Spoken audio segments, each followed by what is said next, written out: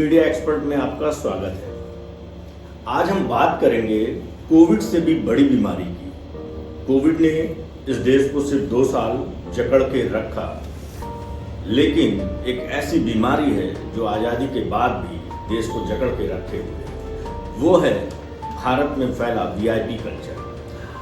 आपको जान के शायद बड़ा आश्चर्य होगा कि इस देश में कुल 5,79,092 वीआईपी, जी हाँ 5,79,092 वीआईपी। ये हम नहीं कह रहे हैं, ये भारत सरकार गृह मंत्रालय खुद कह रहा है कि हमारे पास इतने वीआईपी हैं। और आपको बताता चलूं कि चीन की आबादी भारत से कहीं ज़्यादा है और चीन में वीआईपी सिर्फ 435। ये अपने में सुनने में बड़ा अजीब सा है कि हमको बंदूकधारी पीछे खड़ा हो, इसका कितना शौक है।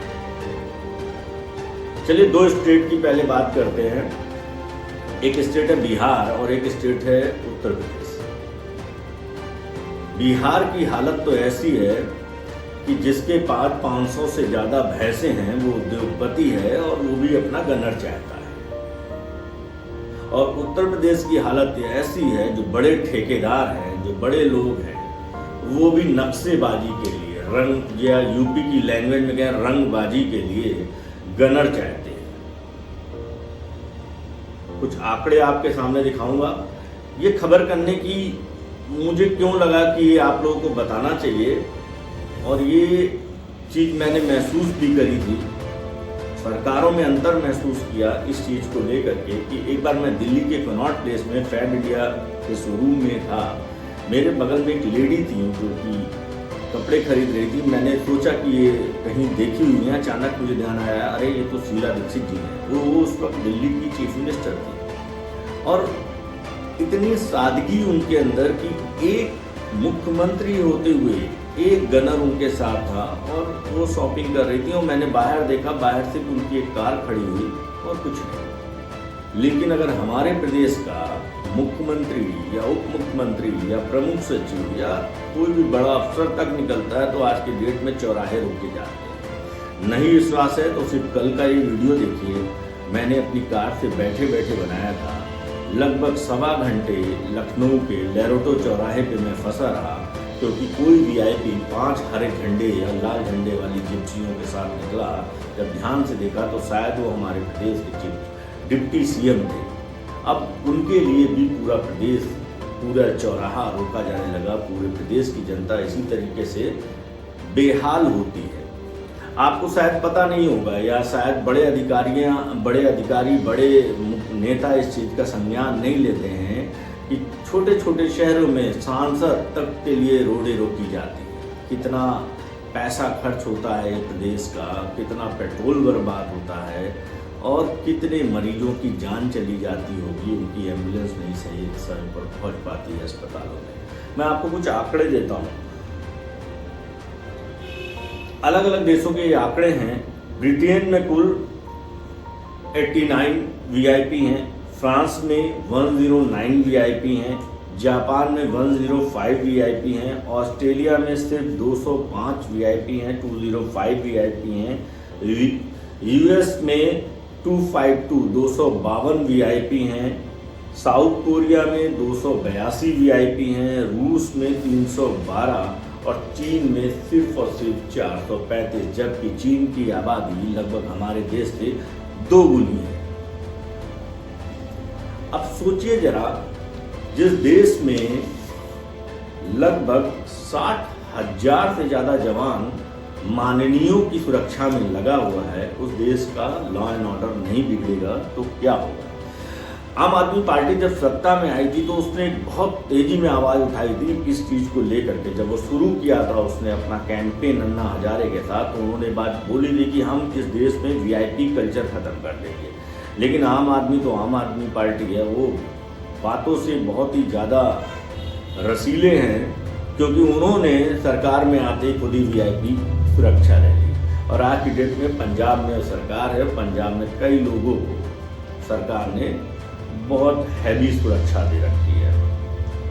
जेड प्लस कई लोगों को है। जेड प्लस एक जेन्युइन सुरक्षा होती है, क्योंकि जेड प्लस भारत के उन लोगों को दी जाती है जिनको जो डिजर्व करते हैं, जैसे हमारे प्रधानमंत्री हुए, गृह मंत्री हुए, ये सब लोग डिजर्व करते हैं और इनको कहीं ना कहीं से बड़े थ्रेट भी होते हैं।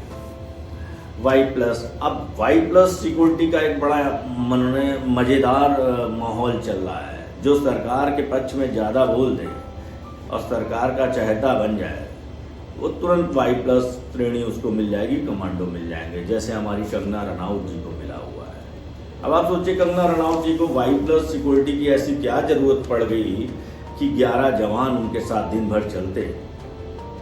कुछ ऐसे ही है, इस देश में एक आम आदमी के ऊपर एक पुलिस वाला नहीं, 663 आम आदमियों के ऊपर एक पुलिस वाला है। और आपको बताऊं, वीआईपीओं के ऊपर एक वीआईपी के साथ 3 पुलिस वाले हैं। यानी कि सरकारों को अपनी रक्षा ज्यादा प्यारी है, अपने माननीय, अपने सांसदों, अपने विधायकों की रक्षा ज्यादा प्यारी है, ना कि लेमैन की। आम आदमी मर रहा है तो मरता रहे, उससे कोई फर्क नहीं पड़ता। इसीलिए शहरों में लॉ एंड ऑर्डर बिगड़ते हैं। और कई केस तो ऐसे भी देखे गए कि गनर या सिक्योरिटी अफसर जो साथ में चलते हैं, वो माननीयों के साथ या बिल्डर्स के साथ मिल करके खुद भी इलीगल काम में इन्वॉल्व हो जाते हैं। ऐसे बहुत मामले सरकार के सामने आए हैं। लगभग 12,000 करोड़ रुपए सालाना भारत सरकार का सुरक्षा में खर्च होता है। 12,000 करोड़ रुपए, सोचे कितनी बड़ी कीमत चुकानी पड़ती है बेमतलब की सुरक्षा के लिए। 12,000 करोड़ रुपए देश की इकोनॉमी में अगर लगाया जाए तो कितना काम आएगा। लगभग 60,000 जवान इंगेज होते हैं। लगभग 30,000 गाड़ियां माननीयों की सुरक्षा में लगी हुई। बड़ा अच्छा मुद्दा है ये। मैं आपको ऐसे मुद्दे सिर्फ इसलिए बताता रहता हूँ, या इस तरीके की चीज़ें सिर्फ इसलिए बताता हूँ कि जानिए अपने देश के सच को। ये मीडिया, ये जो टेलीविज़न चैनल्स हैं, ये आपको कभी ऐसी खबरें नहीं बताएंगे। इसलिए नहीं बताएंगे क्योंकि इनका पूरा पीआर गवर्नमेंट पे रुका हुआ है।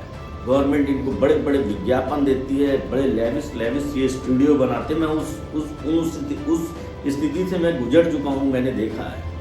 यूट्यूब में मैं इसलिए आपको ये चीज़ें बताता हूँ, शायद सोशल मीडिया एक बहुत अच्छा प्लेटफॉर्म है सीधी सटीक और खरी बात बोलने के लिए। अब आप फैसला करिए इस वीआईपी कल्चर को कैसे खत्म किया जाए। देखिए, आपके और हमारे कहने से कोई वीआईपी कल्चर खत्म नहीं होगा, क्योंकि हालत ये ऐसी है, उत्तर प्रदेश, बिहार, ये मध्य प्रदेश जैसी जगह पर, जहाँ पर छुटभइये लोगों ने, छोटे छोटे लोगों ने, जिनका कोई अस्तित्व नहीं है, उनके पास सिर्फ पैसा है, वो पे करके सिक्योरिटी ले लेते हैं। पूरी की पूरी 1 महीने की सैलरी दे देंगे पुलिस के जवान की और उनको सुरक्षा मिल जाएगी। बहुत नहीं मिलती है तो इधर उधर से सोर्स लगा करके पुलिस के ऊपर दबाव बना करके सुरक्षा ले लेते हैं। पुलिस को चाहिए कि ऐसे लोगों को चिन्हित करे जिन्होंने बेवजह से सिक्योरिटी ले रखी है। और साथ ही रोडों पे जो रोड रोकी जाती हैं वीआईपी मूवमेंट के दौरान, वीआईपी कल्चर जो हमारा चल रहा है, इस दौरान जब आप देखते हैं, ये पहली बार नहीं है, दर्जनों बार ऐसा होता है कि आप रोड पे निकलते हैं और आपकी चौराहे पे गाड़ी 20 मिनट के लिए, 25 मिनट के लिए रोक दी जाती है, क्योंकि कोई उधर से निकलने वाला होता है। सोचिए, 20 मिनट में ना जाने कितनी जाने उस चौराहे पे फंसी होंगी एम्बुलेंस में, नहीं बच पाते हैं लोग। कई बार ऐसा केस हुआ, कई बार ऐसी चीज़ें हुई, लेकिन आज तक सरकार का इस पे काबू होना बड़ा ही मुश्किल दिखा। सरकार को काबू करना चाहिए और बहुत इजी है सरकार के लिए। अपने पुराने नेताओं से सीख ले, शीला दीक्षित जैसी नेताओं से सीख ले, अटल बिहारी वाजपेयी जैसे। अटल जी का भी साथ में, जब बाद में उनको बहुत थ्रेट मिले थे तो उनकी बड़ी सुरक्षा बढ़ा दी गई थी, लेकिन अटल जी भी जब तक रहे तो कई बार अटल बिहारी वाजपेयी ने प्रेस नोट तक जारी किए और पुलिस हेडक्वार्टर में और गृह मंत्रालय को लिखित रूप में उन्होंने दिया कि मेरी सुरक्षा पे ये सब मत किया जाए। आपको पता है, कई देशों में खासतौर पे कनाडा, यूएस में जो राष्ट्रपति होते हैं उनके आगे एक गाड़ी, पीछे 4 गाड़ी, मतलब टोटल 3 या 4 गाड़ी में। हमारे देश में जब प्रधानमंत्री या राष्ट्रपति या मुख्यमंत्री निकलता है तो पूरे पैसेज को बंद किया जाता है, बड़े बड़े बैरिकेडिंग्स लगाए जाते हैं, हजारों सिपाही लगाए जाते हैं, हजारों constables, SI, SSI, CO, deputy SP, ना जाने किसकी किसकी ड्यूटी लगती है।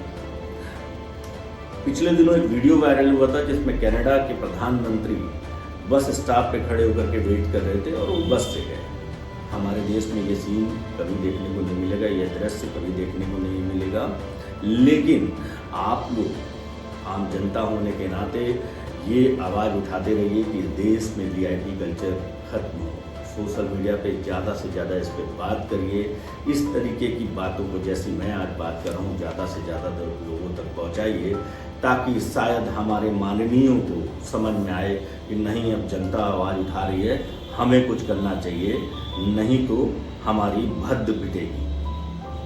देखते रहिए टीम मीडिया एक्सपर्ट।